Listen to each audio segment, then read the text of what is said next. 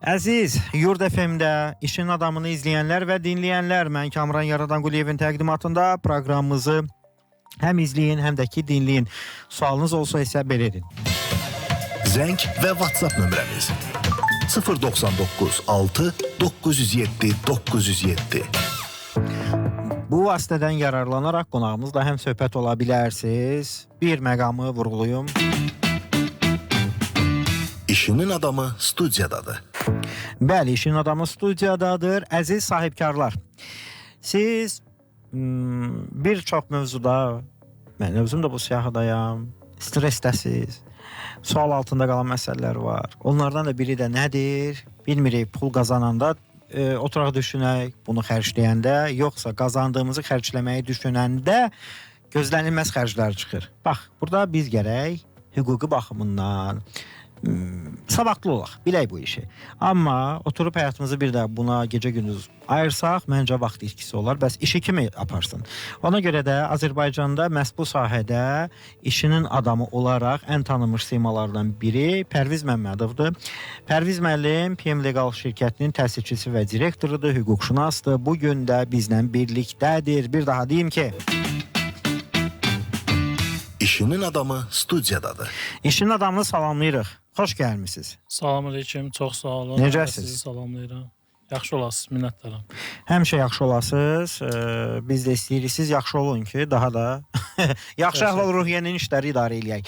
Pərviz müəllim, şirkət haqqında biraz ənənəvi məlumat verin zəhmət olmasa. Sonra sizə çox ciddi suallar ünvanlayacağım. Bizim şirkətimiz tam spektrli bir hüquq şirkətidir. Şirkətlərə lazım olan bütün növ hüquq xidmətləri göstərir. Yəni şirkətin yaradılmasından, onun ilkin o təsis sənədlərinin hazırlanmasından ta ki şirkətin fəaliyyətinin təşkili, onun fəaliyyətinin hüquqi müşayiət olunması və ən sonda bəzən belə müraciətlər də olur. Hətta şirkətin ləğvini də həyata keçirir. Bəzən şirkət öz missiyasını başa vurur. Allah heç kimə qismət eləməz. Yox, olur, bəzi şirkətlər var ki, artıq müəyyən başqa sektora keçir, daha geniş fəaliyyətlərlə məşğul olur. Bunda Allah hamıya nəsib eləsin. Yəni əgər uğurlu bir fəaliyyətsə niyə də yox. Neçə ildir bu sahədəsiz? Təxminən 2007-ci ildən. Əla. 2007-ci il çox ciddi rəqəmdir. Sizi biz referans üzərindən dəvət eləmişik. İş adamları var ki, sizin haqqınızda elə qəribə yaxşı informasiyalar danışıblar. Dedim, nə maraqlı adamdır belə. Dəvət eləyək də, qoy maarifləndirsin cəmaatı. Çox sağ olun, siz də tövsiyə edən yoldaşlar da sağ olsunlar ki, tövsiyə edən. Sağ olsunlar, minnətdarıq. Sizin gözümün qabağına gəlir iş şəraitiniz, müştərilərlə çalışmağınız, iş adamlarla çalışmağınız, 100% belə mövzular olur ki, ay qardaş, bunu vaxtında deyərdiniz. Bu addımı vaxtında atardınız. Niyə biz iş adamları Azərbaycanda xüsusilə vəkili axırda gəlib çıxırıq? Niyə belə olur? Hüquqşünası axırda gəlib çıxırıq. Əvvəldən nələr etməliyik? Onun, yəni, müxtəlif səbəbləri ola bilər. Yəni, tam dəqiq demək çətindir. Yəqin ki, bunun üçün bir araşdırma aparmaq lazımdır. Amma belə deyək də, hamı birinci çalışır ki, biznesin əsas ana fəaliyyətinə, satışa fokuslansın, marketinqə fokuslansın. Şirkətin, belə deyək, gəlirini artırmağa daha çox diqqət ayırırlar. Nəinki xərclərini azaltmağa və belə deyək, risklərin qarşısını almağa. Bu da başa düşüləndir. Yəni, insan motivasiyası daha çox gəlir qazanmağa yönəldiyi üçün riskləri bəzən unudurlar, bəzən ikinci plana atırlar. Biz artıq bu uzun bir müddətdir bu sahədə olduğumuza görə bunu artıq alışmışıq və anlayışla qarşılayırıq. Amma bəzi şirkətlər var ki, ehtiyacları olduğu halda, iş adamları var ki, ehtiyacları olduğu halda müraciət etmirlər və yaxud da bunu hər hansı bir peşəkara həvalə etmirlər. Bax, o halda çox ciddi zərərlə üzləşirlər. Düzdür, məsəl üçün biz müəyyən dərəcədə onlarla vaxtında əməkdaşlıq edib biz də müəyyən gəlir əldə edə bilirik. Amma onlara dəyən zərər, onların itkiləri daha böyük olur. Yəqin ki, təcrübədə bununla rastlaşandan sonra növbəti addımlarda artıq ilk növbədə həm də digər sahələrlə hüquqşünasla da məsləhətləşirlər. Mən bir daha artıq bizim daimi bir dinləyici və izləyici auditoriyamız formalaşıb. Onlar avtomatik yazılır, amma bir daha da hər ihtimala əlaqə nömrəmizi xatırladım. Zəng və WhatsApp nömrəmiz 099 6 907 907. Məsələ bu vasitədən yararlanıb bizə WhatsAppdan yazan dostlarımız da var. Qonağımızı salamlayıram. Aleyküm salam. Nadir bəy yazıb bizə. Onun sualı belədir ki, əgər əməkdaş şirkəti haqqında, çalışdığı qurum haqqında mənfi nəyisə sosialda yazsa işdən çıxarılırmı? Qanun buna nə deyir? Nadir, nə etmək istəyirsən Nadir? Yox, burada məsələ nədir? Yəni birbaşa kimsə nəsə bir bu sadəcə post paylaşıb deyə onu işdən çıxarmaq, yəni qanunverici buna icazə vermir. Amma orada məsələ daha ciddi ola bilər. Şirkətin işgüzar nüfuzuna zərər vura bilər və yaxud da şirkətin hər hansısa bir kommersiya sirrini yaya bilər. O halda bəli, onu əgər biz əmək məcəlləsindən baxsaq, şirkətin fəaliyyətinə ciddi problemlər yaradır, şirkətə ciddi maliyyə itkilər vurursa, bəli, əlbəttə ki, onu işdən çıxara bilərik. Amma bunu, yəni bugün post yazdı, biz sabah onu işdən çıxardıq, yox. Onu məhkəməyə verib, məhkəmə qərarı olsa ki, bəli, həqiqətən də məhz bunun bu fəaliyyəti nəticəsində şirkətin işgüzar nüfuzuna zərər dəyib, o halda o məhkəmə qərarına əsas görüb çıxarmaq olar. Amma yoxsa işçi işdə rəhbəri tənqid edən nəsə bir post paylaşıb, həmən onu 70-ci maddənin C-bəndindən işdən çıxarmaq, yox, buna qanunvericilik icazə vermir. Əsl sahibkar bir sualı ünvanlanıb. Yeganə xanım yazır ki, əgər müştəri məhsul alır, amma pulu gecikdirir və ödəmir, şirkət hansı hüquqi addım ata bilir? Çox bəsit bir məsələdir. Yəni, əgər məhsulu alır, yazılı müqavilə varsa, orada yəqin ki, ödəmə şərtləri qeyd olunur ki, bir həftə ərzində, 10 gün ərzində mənim pulum ödəsin, öhdəliyini yerinə yetirsin.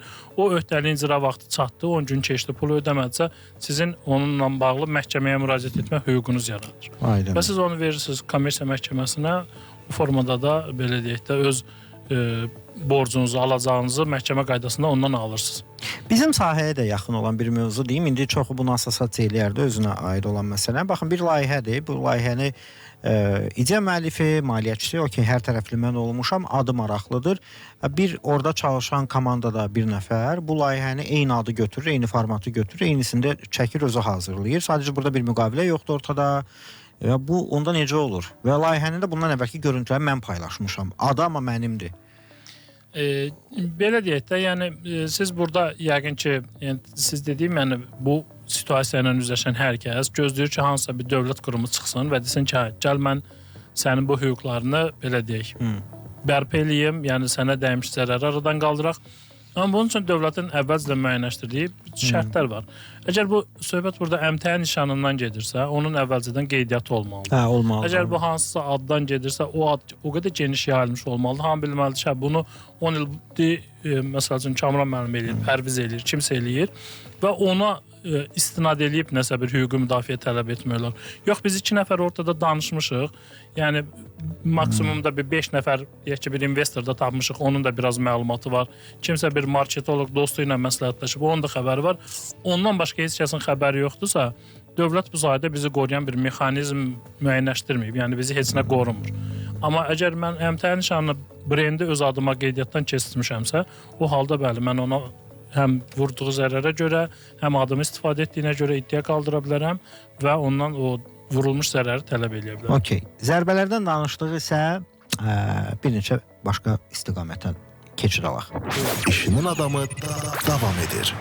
İşin adamı davam edir. Başa daşdan daşa dəyən iş adamları çoxdur. Onları başa düşdüm.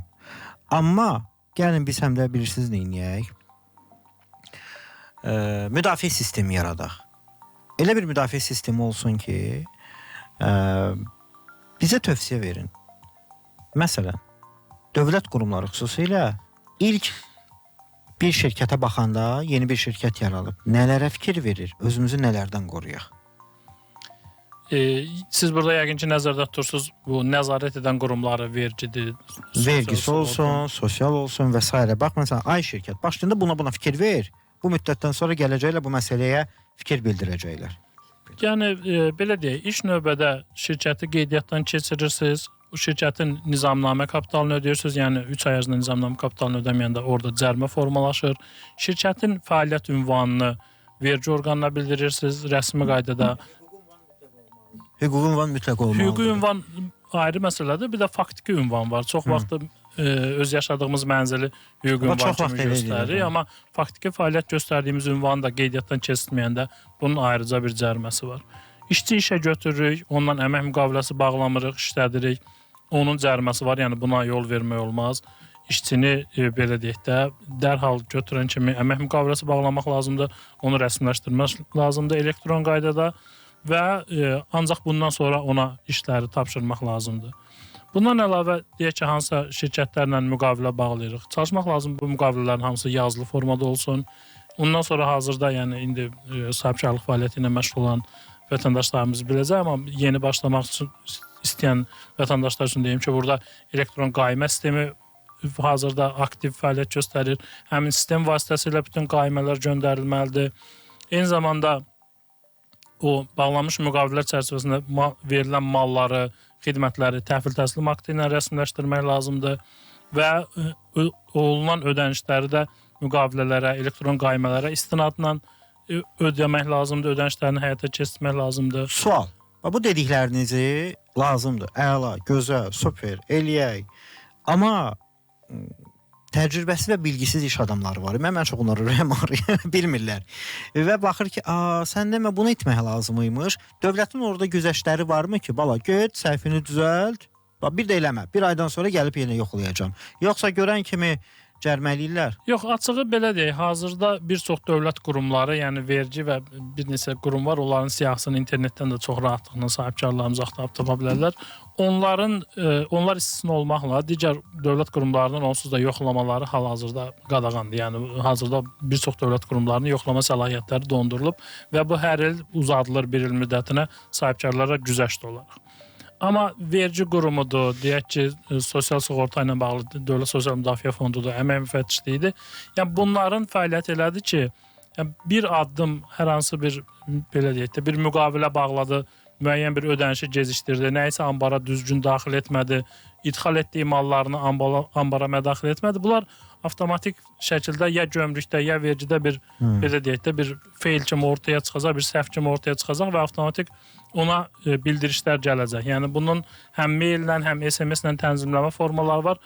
O xəbərdarlıqlar gəlir. Əgər siz bunların heç birini nəzərə almırsınız, şəxsi o vergi kabinetinə baxmırsınız, elektron kabinetlərdə olan sənədlərə baxmırsınızsa, əlbəttə ki, o cərimələr hesablanacaq və növbəti mərhələdə cəzalar tətbiq olunacaq. O qədər bu sahəyə bələd bilirsiniz ki, o belə dayanmadan rabitəsiz bütün informasiyaları bildirirsiniz, amma icazənizlə bir qısa fasilə var, reklamlara keçid alaq, ardından söhbət edəcəyik. Bəli, əziz dostlar, hörmətli xanımlar və cənablar, işin adamı studiyadadır. Söhbət Pərviz Məmmədovdan gedir. PM Legal şirkətinin təsisçisi və direktoru, dəyərli hüquqşünas, bizim işin adamı dostumuz.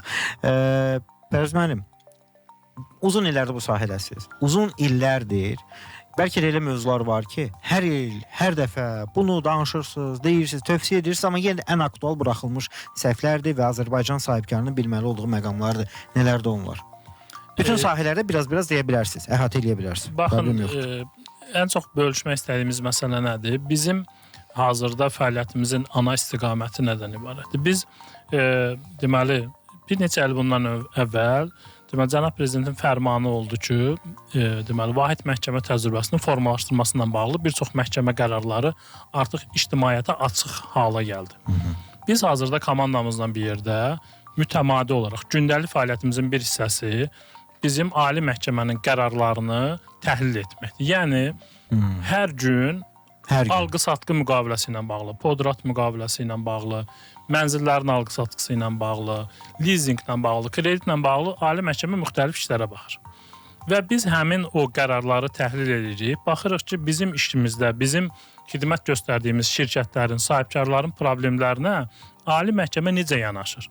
Və bundan sonra biz də onların fəaliyyətini həmin o yanaşmaya uyğunlaşdırırıq. Baxırıq ki, alqı-satqı müqaviləsində son dövrlər hansı problemlər çıxır və ona yanaşma necə? Çünki bildiyimiz kimi bütün mübahisələrin sonu gedib orada yekunlaşır. O yanaşmanı bildikdən sonra bizim artıq şirkətlərə göstərdiyimiz, sahibkarlara göstərdiyimiz o hüquqi xidmət bilavasitə elə bilin ki, ali məhkəmə qərarları əsasında formalaşır. Və artıq biz nəticəni əvvəlcədən proqnozlaşdıra bilirik. Bizim qarşımıza bir müqavilə gəlir, iki sahibkar müqavilə bağlayır. Biz əgər alıcı tərəfdə isə alıcının mənafeləri baxımından onu təhlil edirik, satıcı tərəfdə isə satıcının mənafeləri baxımından təhlil edirik ki, nələrə diqqət etmək lazımdır, hansı şərtləri bu müqaviləyə daxil etmək lazımdır, hansı şərtləri bu müqavilədən çıxartmaq lazımdır ki, gələcəkdə biz bu mübahisə, bu müqavilədə bir problem yarananda məhkəməyə gedəndə artıq biz bu işin qalib tərəfi biz olaq. Məhkəmə demişkən, Azərbaycanda çox ciddi iş adamları, biznes ideyası olanlar, cəsarətli bu dəqiqə biznes plan qururlar, biznes layihələri girirlər. Ölkə daxili, ölkə xarici. Bir də investor axtarışındayıq çox ciddi şəkildə. İnvestorlarla işbirliyindən əvvəl nələrə fikir verək? Hansı müqavilədə, hansı bəndlərə? Orada çox vaxt neqativ mövzular olur. Biz də xoşlamırıq axı. Ağzını xeyri şaif döyməm, pis günümüz belə keçsin, yaxşı olacaq, 3 dənə maşın alacağıq, 17-dən ev deməməyə görə. Sonra peşman olmamağa görə eləyək. Baxın, bu məsələdə, yəni eyni qaydada bizim tərəfimizdən davamlı araşdırırıq. Çünki bu işin əvvəldə də siz efirin əvvəlində də qeyd elədiniz ki, yəni hamı gedir ən sonda problemlə üzləşəndən sonra vəkilə gəlir və ya hüquqşünasa müraciət edir. Biz onun ən sonda o gedib çıxdığı yeri görə bilirik. Niyə? Çünki tərəflər bir-birini verir polisə, prokurorluq orqanlarına, hüquq mühafizə orqanlarına və ən çox da deyir ki, bu şərikim mənə qarşı dələduzluq elədi. Ortada yorulan bu yazıq biz artıq işə qoşulanda baxırıq ki, nə müqavilə var, nə razılaşma var. Məsələn, biri nəzərdə tutub ki, o şirkətin 60% bunundur, o birisi ki, yox, 70-i mənim idi, 30-10 idi. Əslində mən falan şeydə vermişəm. Bunu oturub heç vaxt müzakirə eləməyiblər. Sadəcə əvvəldən eləməyiblər. Bəli, sadəcə danışıblar, belə deyək də şifahi ki, nəsə olacaq. Hərəsi gətirib evini, eşiyini satıb 1 milyon, 2 milyon pul qoyub. 3 aydan, 6 aydan sonra planlaşdırılan kimi getməyib də. Bunlar fikirləşmək ki, həmən qazanca çıxacaq, həmən mənfəət əldə edəcək. Bu olmur təbii ki.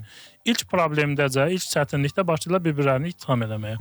Və iş gedir polisə, iş gedir prokurorluğa və müxtəlif ittihamlar səslənir. Adətən də baxırıq ki, həqiqətən də kimlərin əməlində bəzən dələduzluq da olur.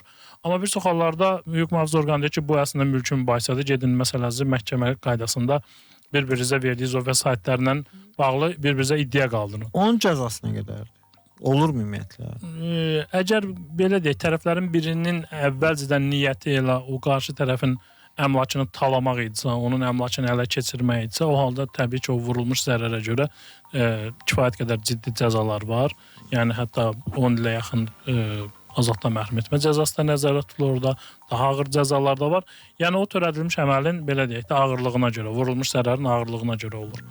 Amma əgər tərəflər arasında bir yazılı müqavilə, bir razılaşma varsa, o halda biz təcrübədə görürük ki, tərəflər arasında heç sual da yaranmır. Çünki bütün yaranacaq sualları əvvəlcədən elə o müqavilədə tənzimlənir ki, kim kimə nə verəcək, kim nə alacaq, neçə il sonra mənfəətə çıxılacaq, çıxmasa zərər olsa necə qarşılanacaq, nəyi satacaqlar, nəyi böləcəklər, nəyi alacaqlar. Bu formada bunu əvvəlcədən razılaşdırırlar.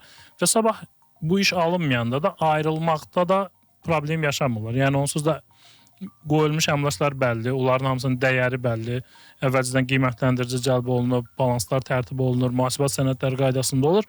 O halda heç bir problem yaşamırlar. Amma siz deyən kimi sadəcə bir yemək süfrəsi arxasında oturublar, bir-birlərinin sözündən xoşu gəlib, başlayıblar biznes fəaliyyəti ilə sabahdan məşğul olmağa. Həmşəcə olur, hə? Bəli, müqavilə bağlamağa vaxtları olmuyor. Təzə tanış olur, sabahdan işləyirlər. O işlərin əksəriyyəti bölmələrdə, polis idarələrində qutarır və belə deyək, çox vaxt itkiləri də heç bərpa eləmək olmur. Bir tərəf o əvvəlcədən o niyyəti yaxşı olmayan tərəf onu elə dağıdır, ərdir ki, deyir ki, tutun, heç nəyim yoxdur. Və gedir, oturur içəridə, gözləyir ki, nə vaxtı çatacaq, çıxıb çöldə təzədən o qaldığı yerdən davam edəcək. Qəribədir. Davam edirik əziz izləyənlər və dinləyənlər. Suallarımız gəlir. Amma suallar hissəsini ayrıca keçid eləyəcəm. Hələ ki, bayaq bir neçəsini səsləndirdim. Pərviz müəllim özü qərar versin. Çünki aktual mövzuları siz daha yaxşı bilirsiniz. Bəli, burada bax bir vacib məqamı da indi qeyd eləməsəm, yəni ən çox bizim icraatımızda olan işlərdən, məsələn, ən yaralı yerimizdən biri hazırda şirkətlərin əməkdaşlarının bu mənimsəmə məsələləridir. Yəni şirkətin bir WhatsApp-dan gələn suallara baxıram hal-hazırda, ona görə. Şirkətin əməkdaşları var, ekspeditorları var, ambardarları var, satış menecerləri var. Hazırda bizə bir çox müraciətlər daxil olur ki, bəs bu bizim belə deyək də xalq dilində, il dilində desək, yeyib şirkətin əmlakını. Bax, o cür problemlər çoxdur. Məsələn, biz кейsi götürürük, sənədlərə baxırıq ki, deyək ki, şirkətin ambardarı, məsələn, bizim təcrübəmizdə olan işlərdən var, 100.000 manata yaxın şirkətin ambarından məhsulların yeyintisini edib, yəni götürüb kiməsə satıb, neyinibsə mal ortada yoxdur. Biz baxırıq ki, məsələn, həmin şəxslə əmək müqaviləsi var, amma maddi məsuliyyət müqaviləsi bağlamayıb. Maddi məsuliyyət müqaviləsi olan şəxsə ambarda mallar təhvil verilməyib. Deyək ki, biz xaricdən malı gətirmişik, tırı boşaltmışıq. Bir dənə o ambarlar qol çəkməlidir ki, mən məsəl üçün belə deyək də 50 dənə maşını, nə bilim, avanadlığı qəbul elədim. Ambarların orada qolu yoxdur. Biz bu gün həmin o şəxsə qarşı heç bir addım ata bilmirik. Və sadə bir sənədin çatışmamazlığı səbəbindən ona qarşı cinayətçini başlaya bilmirik. Və yaxud da məsəl üçün işçinin belə hallarla rastlaşırıq. Satış menecerləri müəyyən əraziyə təhkim olunur. Gedirlər, malları daşıyıb ora satırlar. Bəzi hallarda nisiyə satırlar. Bəzi hallarda özləri elə etibar formalaşdırır ki, şirkət rəhbərində belə fikir yaranır ki, onlara qarşı tərəfə nisiyə satmaq lazımdır malları. Və sabah həmin işçi işdən çıxır. İşçi işdən çıxanda üzləşmə fəaliyyəti həyata keçirəndə baxırıq ki, 100 minlik mal vermişik. 70 minlik ilə satış meneceri götürüb mağazada deyib, qoyub cibinə gedib özünə xərcləyib, talayıb və s. və ilə. Çox olur belə şeylər. Və sonradan artıq həmin işçini də tapmaq olmur. Onun belə deyək, o vurduğu zərəri də ödətdirmək olmur. Amma biz şirkətlərə nə tövsiyə edirik? Biz deyirik ki, hər ay bu üzləşmə aktlarını həyata keçirin, həm kontragentlərlə kimlərə ki mal satırsınız və yaxşı olar ki, bunu satış meneceri və yaxud da satış şöbəsi yox, audit departamentiniz varsa onlar, yoxdursa mühasiblərin birinə ayırın, mühasib o geçsin, onu həyata keçsin. Neytral bir tərəf bir işçi olsun ki, o qüsurların üstünü ört-bastır etməsin. Və üzləşmə aktları gələndə baxırıq ki, bir çox bizim qabağımıza gələn üzləşmə aktlarında yazır ki, o mağazalar yazır ki, filan qədər pulu filan kəs satıcı filan kəsə təhvil verdim. Onlar özlərində onun hesabatını aparırlar. O halda onu dərhal üstünə düşüb işçinin maaşına mı yönəltmək olur, maddi məsuliyyət müqaviləsi çərçivəsində ona qarşı iddia mı qaldırmaq olur. Amma bir çox hallarda biz baxırıq ki, 6 aydan bir, 1 ildən bir heç üzləşmə aparılmır.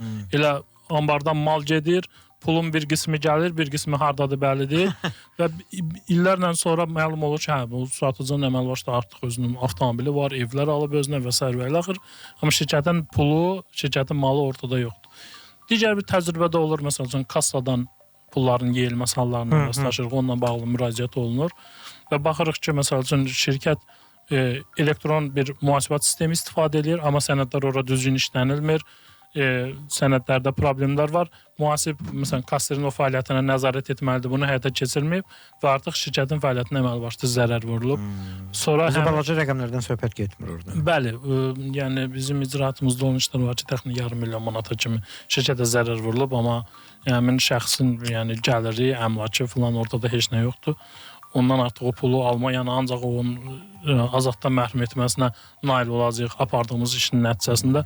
O da istənilən halda yəni şirkətə vurulan o zərəri qarşılamır. Hətta bizim indi xidmət göstərən şirkətlərdən biri var ki, o qədər vurulmuş zərər o qədər böyük ki, şirkət özü müflis olma həddinə gəlib çatıb. Yəni bu nə qədər hara baxırlar ondan? Etibar eləyiblər, onu yoxlamayıblar. O belə deyək də, o da mərhələ şirkəti ziyana uğrada nə qədər məbləğdir? Təxminən 200 min manatdan yuxarıdır. Deməli ki, bütün ambarı boşaldı bu. Və artıq bu gün şirkətin mal almağa belə pulu qalmırdı. Yəni çox ciddi zərərlər vurulur. Digər bir məsələ, məsələn, bu tip hallarla rastlaşmaq üçün bir çox şirkət... Ambar boşaldı. Bəli, böyük şirkətlərdə məsələn bu audit fəaliyyəti həyata keçirilir, amma kiçik şirkətlərdə yaxşı olar ki, ildə bir dəfə, heç olmasa 2 ildən bir audit cəlb edib bu sənədlərini qaydasına qoysunlar ki, heç olmasa... O auditə də belə əlavə xərc kimi baxır çoxu. Mənə də yandırır yaxır. Əlavə xərc amma qarşılığında görsən nə qədər?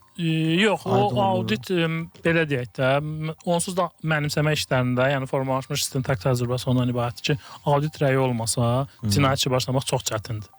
Ona görə, yəni onsuz da o iş başına gələndə, o yeyinti halı ilə rastlaşanda məcbur qalacaq auditoru cəlb eləməyə. Elə yaxşı olar ki, ən azından ildə bir dəfə cəlb eləsin. Kiçik şirkətlərdə onsuz da elə böyük bir xərc yaratmır.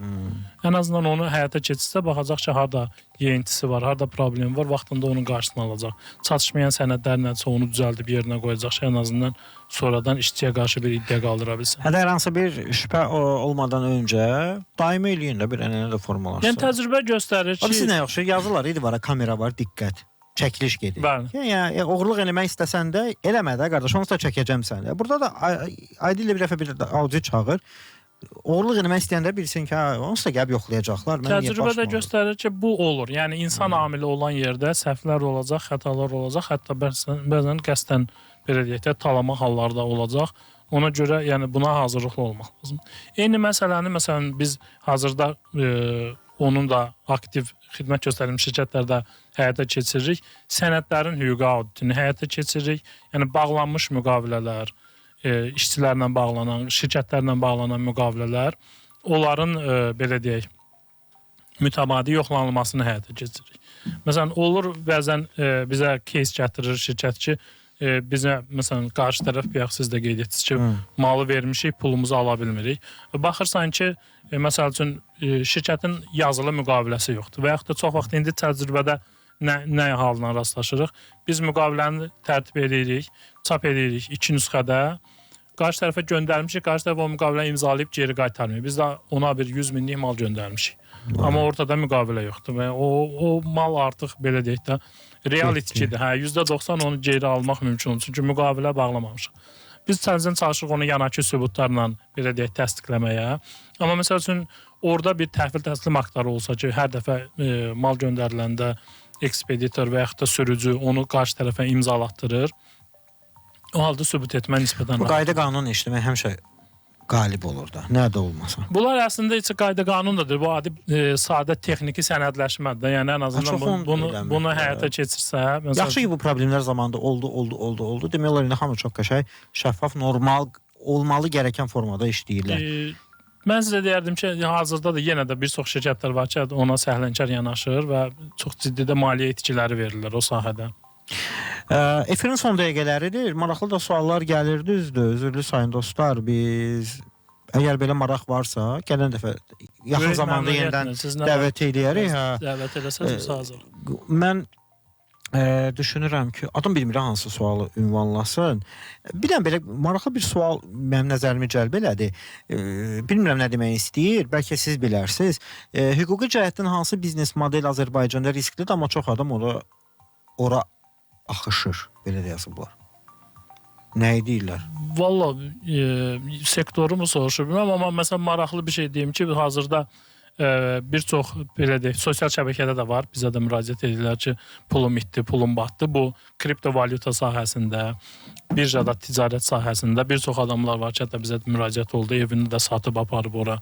Yəni borc müqaviləsi formasında aparıb qoyublar ki, passiv gəlir əldə eləyəcək. Yəni elə o sahədə hazırda çox böyük problemlər var, çox böyük itkilər var. Bu fəaliyyət əslində lisenziyalı fəaliyyətdir.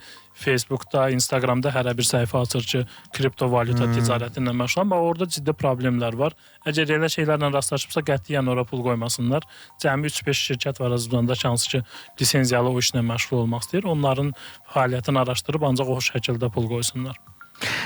Minnətdaram sizə. Artıq son dəqiqələrimizdir. Minnətdarıq. Sonda eşitmək istədiyiniz hər hansı bir sual qaldı mı? Əslində çox şeydən danışmaq olar, amma gələn dəfə inşallah. İnşallah. Əziz dostlar, işin adamı bugün Pərviz Məmmədov idi. PM Legal şirkətinin təsdiqçisi, direktoru, bizim dəyərli hüquqşünasımız. Minnətdarıq. Çox sağ olun. Gələn dəfə yenidən görüşəcək. Mütləq çox maraqlı həm söhbət həqiqətən də deyildiyi qədər var idi.